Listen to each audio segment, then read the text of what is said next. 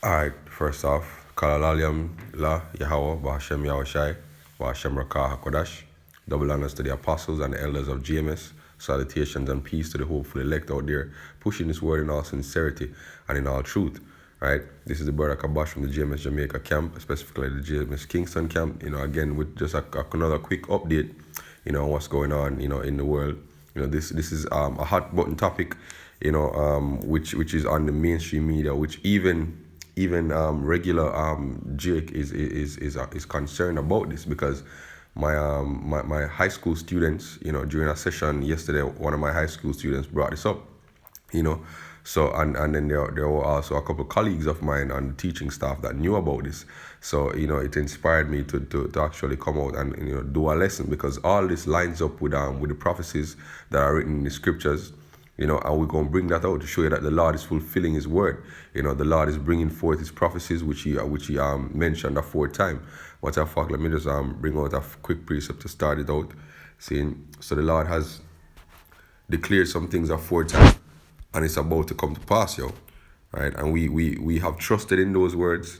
We have brought out those words quite often, and we have seen those words come to pass, through the years and the decades, that GMS has been teaching this truth. This is Isaiah 55 verse 11. So shall my word be that goeth forth out of my mouth. It shall not return unto me void, but it shall accomplish that which I please, and it shall prosper in the thing whereunto I sent it. And one of the major things that the word of the Lord has predicted, right, or has said that will happen is that the king of the Medes is going to come up against Babylon and destroy her.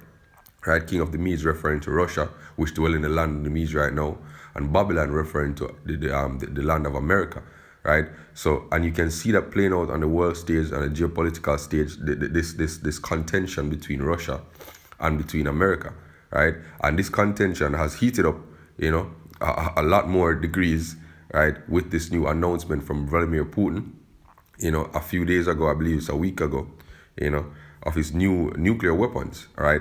And the reaction of the West towards it, right, shows you exactly that it lines up with the prophecies. So let's bring them out. This is from Reuters, right, Thursday, March 1st. So this was a week ago. It says, Putin before election unveils new nuclear weapons to counter the West. Right? President Vladimir Putin unveiled an array of new nuclear weapons on Thursday in one of his most bellicose speeches in years, saying they could hit almost any point in the world and not be intercepted. Speaking weeks before an election he's expected to win, Putin also said that a nuclear attack on any of Moscow's allies would be regarded as an attack on Russia itself and draw an immediate response. Who are Russia's allies? Russia's allies are what? Syria, China, and others. So it's not just an attack on the Russian homeland. And this also is showing, the fulfillment of the prophecy in Ezekiel 38, which we'll bring out, right? Because Russia is being the bear is being a guard unto Syria.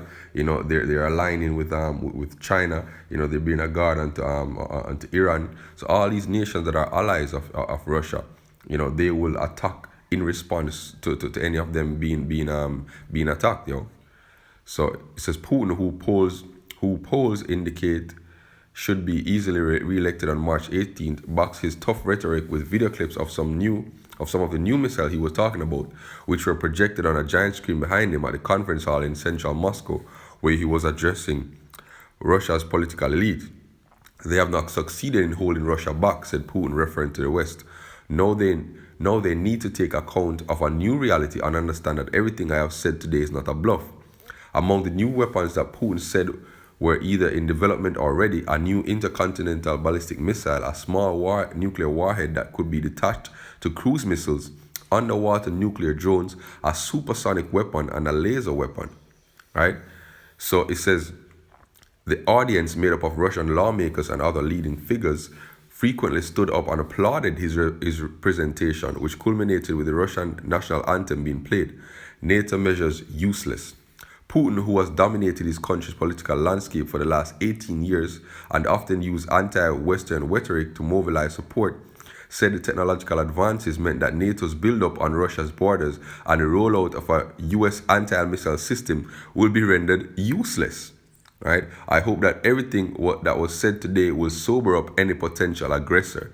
Unfriendly steps towards Russia, such as the deployment of the US anti-missile system and of NATO infrastructure near our borders and such like, from a military standpoint of view, will become ineffective. Steps to contain Russia would also become unjustifiably expensive and pointless, he forecasts. So what he's saying now is that it's basically Russia is attack proof. And if you attack us, we will annihilate the world, yo. Right? So they're basically saying that, it doesn't matter the technological advances that NATO and the West have, we can now counter that. Right? We are now above that. So let's hear what the West is saying, about all this. So this is from the National Post. It was posted 2 days ago. It says arms race fears grows as Putin's new invincible nuclear weapon earned rebuke from Trump. Right?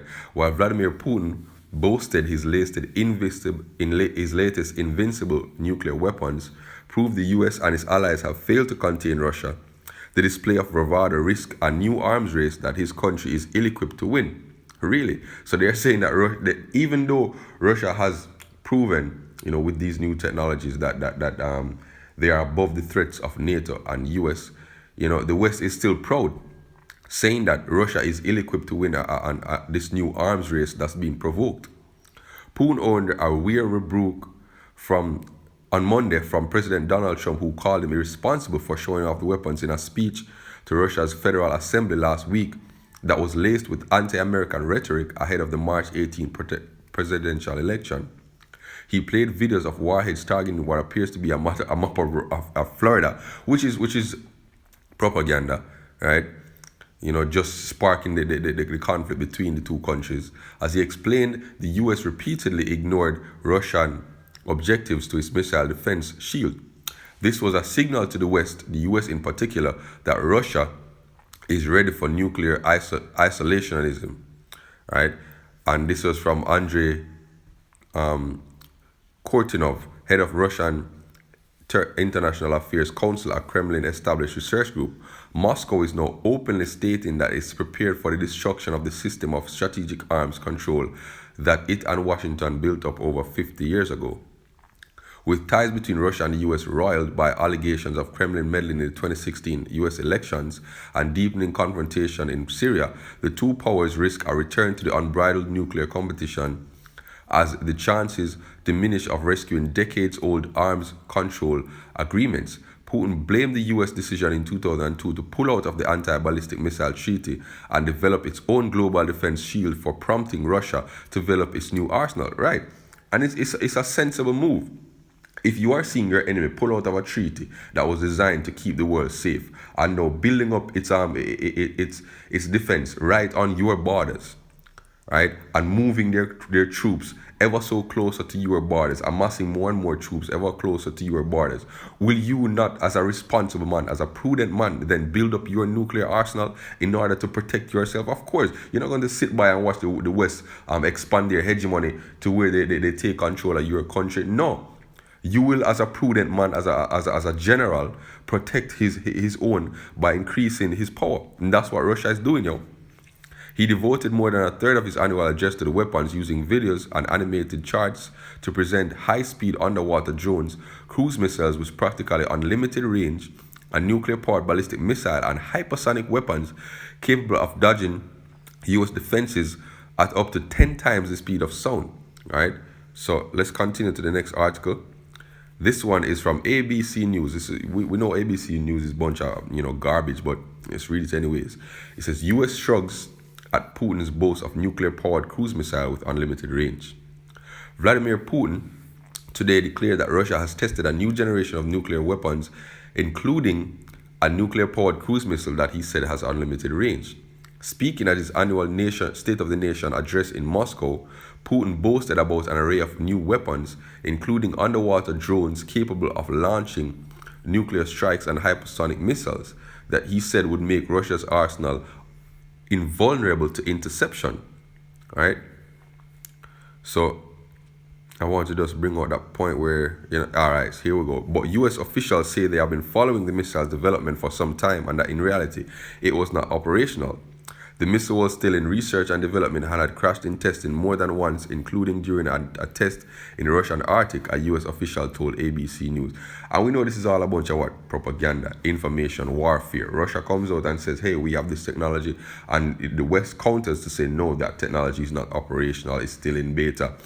So it's all information warfare, So it continues to say that the same official said the new Russian missiles did not essentially changed the United States position on deterrence because missile defense had never been considered as the primary guard against Russia's arsenal.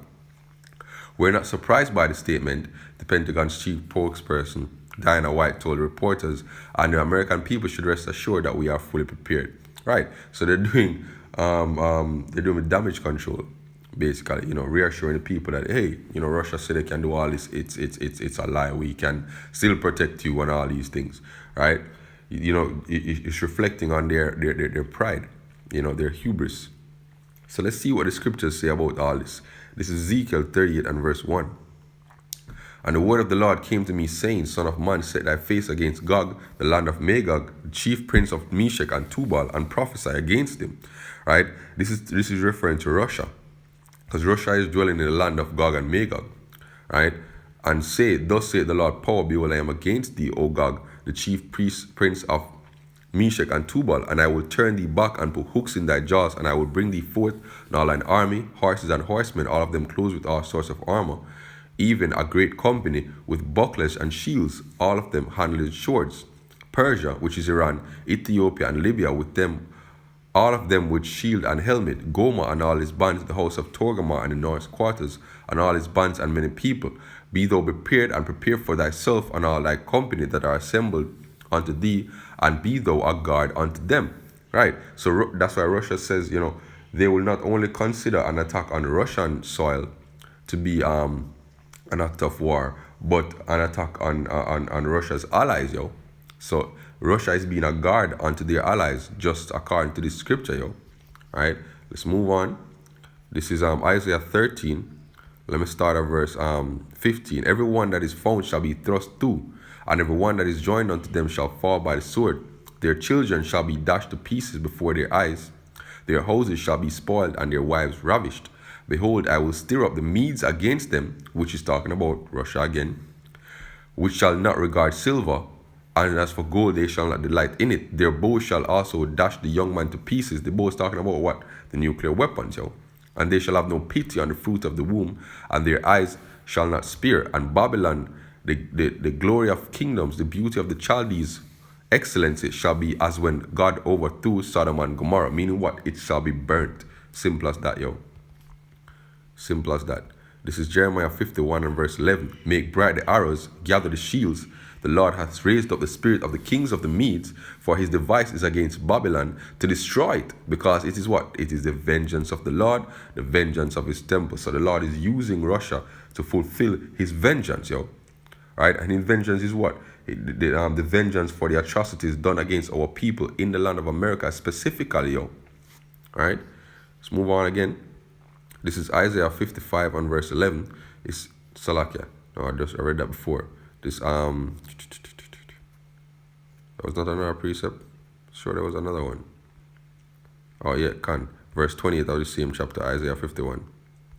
All right, it says, prepare against her the nations with the kings of the Medes, the captains thereof, and all the rulers thereof, and all the land of his dominion. And the land shall tremble and sorrow, for every purpose of the Lord shall be performed against Babylon, to make the land of Babylon a desolation without an habitation. The mighty men of Babylon are forborne to fight. They have remained in their holes. Their might hath failed. They became as women. They have burnt their dwelling places. Her bars are broken. Right? So all this is prophesying what? The destruction, right? And the desolation of Babylon, the great, the daughter of Babylon, mystery Babylon, whatever you want to refer it as, America. The land of the freaks and the home of the faggots, yo. Right? That land, where our forefathers, and our present day brethren still suffer, right? Will be destroyed, will be judged by Yahweh, by Hashem Yahweh Shai. Right? Let me just bring out just one last precept and just wrap it up, because this is a judgment of the Lord, yo. This is Revelation chapter 18 and verse 8. Therefore shall her plagues come in one day, death, famine, and mourning, and she shall be utterly burned with fire. For strong is the Lord Yahweh who judgeth her. Right? So with that, again, Kalalal Yahweh Ba'ashem Yahushai, Ba'ashem Rakah Kodash, for giving me the spirit to this lesson. Hope this lesson was edifying to the elect. Shalom, keep pushing.